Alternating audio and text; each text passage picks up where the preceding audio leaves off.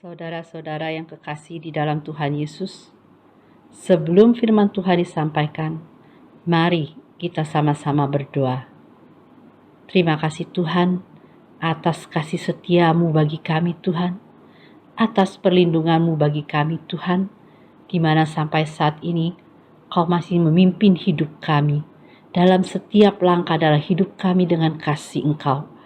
Biarlah hidup kami bisa menjadi berkat bagi orang lain. Terima kasih ya Tuhan. Di dalam nama Engkau, dalam nama Tuhan Yesus, kami berdoa. Amin. Firman Tuhan pada pagi hari ini adalah tentang hidup dalam kasih karunia. Setiap orang pasti merasa senang ketika menerima sebuah hadiah, baik itu hadiah kecil ataupun hadiah besar. Hadiah yang diberikan mungkin sebagai ungkapan daripada sesuatu hal yang istimewa atau hanya sebagai rasa ucapan terima kasih. Sebagai orang yang percaya, kita tahu bahwa kita bersyukur telah menerima hadiah terbesar yang diberikan kepada kita, di mana kita tidak mempunyai andil apapun ataupun usaha apapun.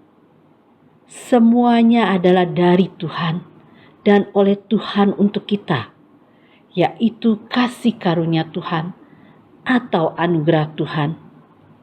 Di dalam Keluaran pasal ke-33 ayat yang 19 dikatakan, Aku akan memberikan kasih karunia kepada siapa yang kuberi kasih karunia, dan mengasihani siapa yang kukasihani. Kasih karunia atau anugerah dalam bahasa Ibrani adalah ken, dan dalam bahasa Yunani adalah karis. Kasih karunia atau anugerah ini dan kita dengan kelayakan untuk menerimanya, ini semua adalah karena kemurahan hati Tuhan. Roma 9 ayat 16 mengatakan, jadi hal itu tidak tergantung pada kehendak orang atau usaha orang, tetapi kepada kemurahan hati Allah. Dengan kasih karunia Tuhan, kita hidup di dalam perlakuan yang istimewa dari Tuhan dan hidup di dalam janji Tuhan. Tapi bukan berarti ini kita bisa hidup sekehendak hati kita atau sebebas-bebasnya tanpa ada pagar pembatas. Di dalam kasih karunia Tuhan, Tuhan tetap memberikan rambu-rambunya bagi kita, yaitu melalui firman Tuhan yang disampaikan. Yang jika kita melanggar kasih anugerah ini, kita dapat kehilangan kasih karunia Tuhan. Apalagi sampai kita menyalahgunakannya, yaitu berarti kita dengan sengaja melakukan pelanggaran di dalam kesadaran kita atau di dalam pengetahuan kita akan kebenaran firman Tuhan. Ada seorang pejabat polisi, dia tidak pernah mengandalkan pangkat atau jabatannya sebagai penegak hukum. Sebaliknya, ia berkata bahwa ia adalah hanya manusia biasa yang melayani sesama manusia yang sedang mengalami krisis. Lewat pernyataannya, ia menyatakan kerendahan hatinya bahwa ia setara dengan sesama manusia. Seperti kata-kata Petrus, hendaklah kamu seia sekata, seperasaan, mengasihi saudara-saudara, penyayang, dan rendah hati. Bukankah itu juga yang dilakukan Allah ketika Dia mengutus anaknya menjadi manusia dan memberikan kasih karunia-Nya bagi keselamatan kita? Yesus mengajarkan kita bagaimana menjalani hidup seutuhnya sebagai manusia, sebagai hamba-hamba yang mengakui bahwa sesungguhnya kita semua sama. Kita diciptakan sebagai manusia, dijadikan menurut gambarnya, dan ditebus dengan kasih-Nya yang tidak bersyarat. Apakah kita telah menjalani hidup kita dengan kasih karunia yang telah kita terima?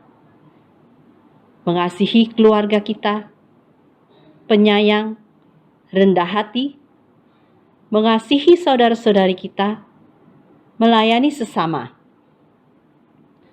Mungkin dalam pelayanan, kadang kita bersenggolan, karena setiap dari kita adalah pribadi yang berbeda, baik dari segi perkataan, pikiran, maupun karakter. Hendaklah kita melayani dengan rendah hati, karena seperti apa yang dikatakan oleh Petrus, supaya kita bisa hidup seia sekata, seperasaan, saling mengasihi, dan rendah hati. Di dalam Roma pasal 5 ayat yang kedua dikatakan, oleh Dia kita juga beroleh jalan masuk oleh iman kepada kasih karunia ini. Di dalam kasih karunia ini kita berdiri dan bermegah dalam pengharapan akan menerima kemuliaan Allah. Mari kita hidup dalam kasih karunia yang telah diberikan kepada kita secara cuma-cuma sebagai hadiah terbesar dalam hidup kita. Bersyukurlah supaya kita bisa mempunyai pengharapan dan menerima kemuliaan Allah di dalam akhir hidup kita. Di antara iman, perbuatan, dan kasih, yang terbesar adalah kasih. Percuma kita memiliki iman dan perbuatan kalau kita tidak memiliki kasih. Seperti tong yang kosong bunyinya. Hiduplah dalam kasih karunia Tuhan. Hiduplah dengan saling mengasihi dan hiduplah dengan rendah hati. Biarlah Tuhan Yesus memberkati kita. Gunakan kasih karunia yang telah Tuhan berikan kepada kita ini sebagai pegangan dalam hidup kita, sehingga kita bisa menjadi berkat bagi orang lain. Tuhan Yesus memberkati. Saudara-saudari sekalian, Sister Vivi telah menyampaikan firman Tuhan, dan saya mau katakan bahwa benar kita menjadi anak Tuhan. Marilah kita memiliki kasih, karena Tuhan Yesus yang mengasihi kita. Kasih Dia itu unconditional love. Karena itu, marilah kita menjadi duta besar Tuhan, bisa memberikan kasih, juga memberikan semangat kepada saudara-saudari kami. Jangan kita seperti anak kecil, marilah kita seperti seorang dewasa yang hidup kita penuh dengan kasih dan penuh dengan sebagai seorang pemaaf. Ya, jangan kita dendam, kepahitan, karena Alkitab mengatakan love cover all sins. Jadi kasih itu membungkus segalanya atau merupakan segalanya dosa. Jadi kasih pasti akan menang karena Yesus yang mengasihi kita dahulu. Dia mati di kayu salib untuk menembus dosa kita, mengatakan kepada kita, hai anakku, aku mengasihi engkau.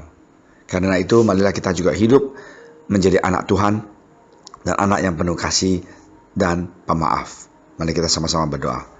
Tuhan Yesus, terima kasih Tuhan atas firman Engkau dan kasih anugerah Engkau yang begitu berarti. Kami tidak mau menjadi tong kosong bunyinya, kami mau menjadi seorang yang penuh dengan kasih karena Engkau mengasihi kami.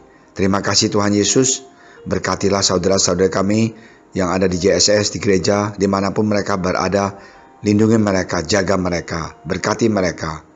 Dan kami juga serahkan Presiden dan bangsa negara kami ini di tangan Engkau, berkati pemimpin dan dokter dan suster semuanya yang di front line Tuhan, lindungi mereka.